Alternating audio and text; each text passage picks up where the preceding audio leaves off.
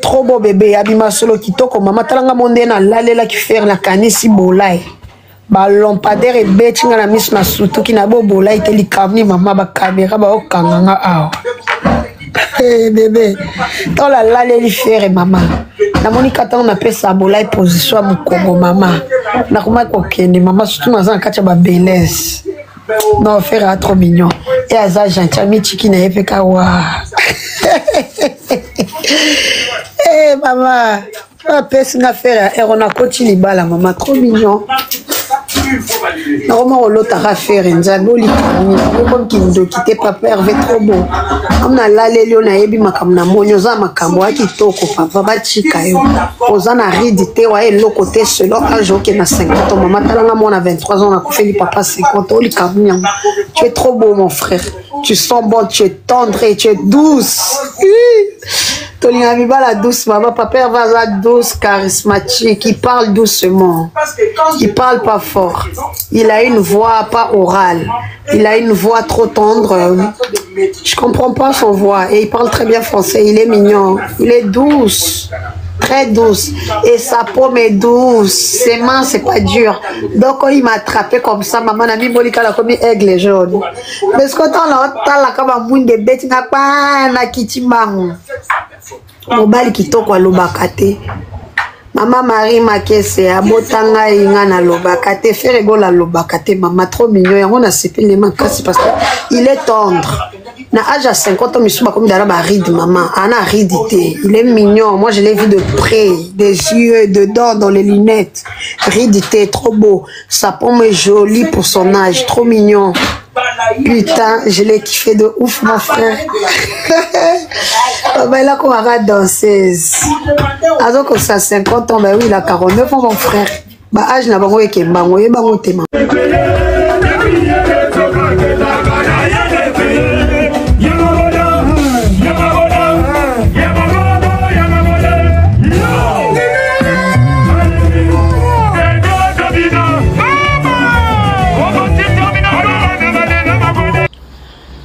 Président Christian Bosembe, tozo zela yo, tozo zela réaction na yo, suite yandenge héritier Watanabe a défié bokondi na yo, a défié bokondi na wapi na festival au l'État et salisi, nul n'est au-dessus de la loi.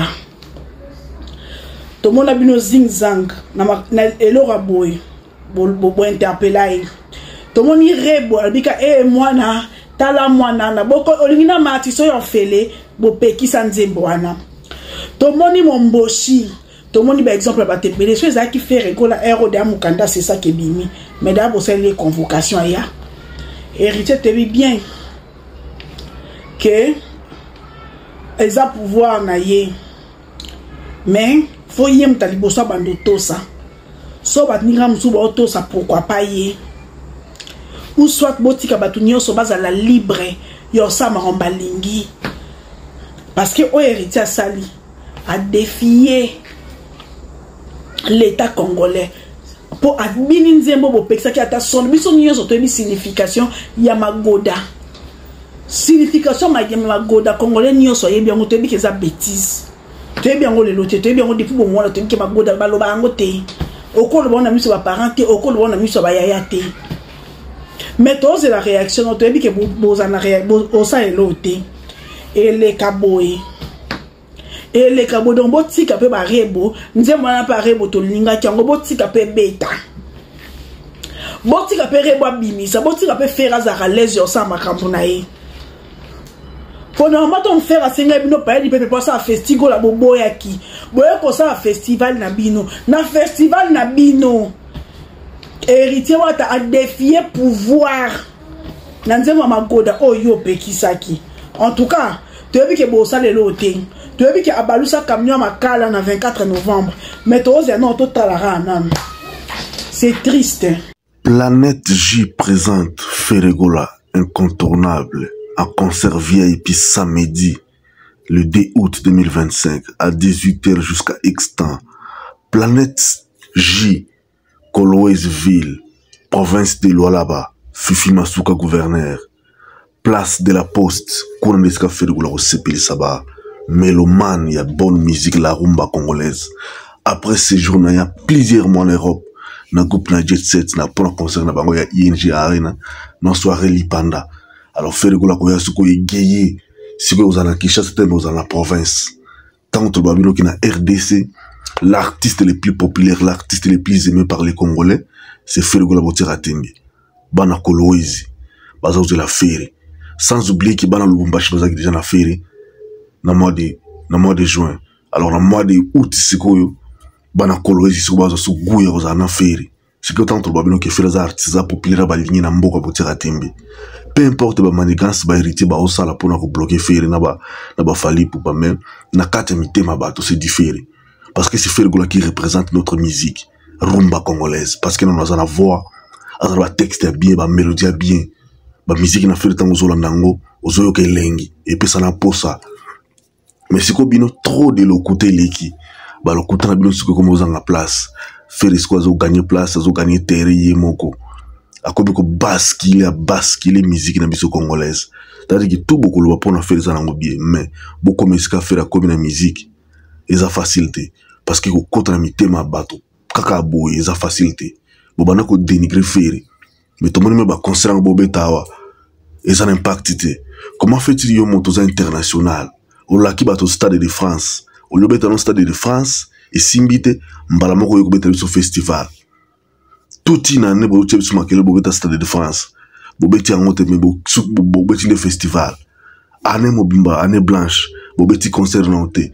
Bobeta raba festival. Bokena bobeti festival na Zambie. Bobeti sur festival na Kinshasa. On a besoin de professionnels, tous un calendrier surchargé, 58 concerts par an. 58 concerts on a tout dit, mais comment fait-il 58 concerts on les lots? Et bon, on est comme des festivals. C'est-à-dire que surtout l'année bien. Mais on peut rendre des festivals, vous avez un concept de concert.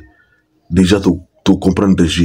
Félicitations à Inos Bi pour à travers Inosa Balou, mais tu dis que non, il y a un festival. À quoi ça va tout non? À que nous bêtons à concert, nous avons un festival. Les autres comme Kangabino. Christian Bosembe, tous en a posé na yo. Pour trop de bousons na bino, bossa la ngoli quoi faire. Et cette fois-ci, tu oses la décision na yo. Bon, tu te la kinzembo magboda. Ils ont continué ko beta. Tous en a posé to yiba nzembo wana. Ceux qui s'ensirent à solo tous à l'okuta. Pour tout le monde, ba actrice de belé awa. Bo s'ensirer bango. Pour un pierre anab. Mais, s'ensirer wana. Bukota ba musuba kota ba boloko. Tous la pierre anab. Ba continuer ko beta nzembo wana. Toujours in atoyi ba soki c'est ça que mon audiovisuel wana. Aza vrai. Alors, il y a ce que c'est la vérité. Tokoye la yo, tokotika yo te. Ninga ba refulo aux États-Unis. Bisope ba oya kotoba ngiara mora. Tokotike lo tante. Toi, on a pas sa vérité. Parce que la vérité, il y a malin, ben escalier. Le kuta, il y a ce qu'on a vitesse. Il y a nani.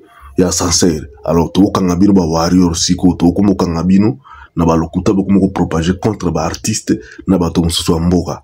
Tu as un bino, donc tu as bino à la, donc tu as bino na ligne droite. Tu as la bino.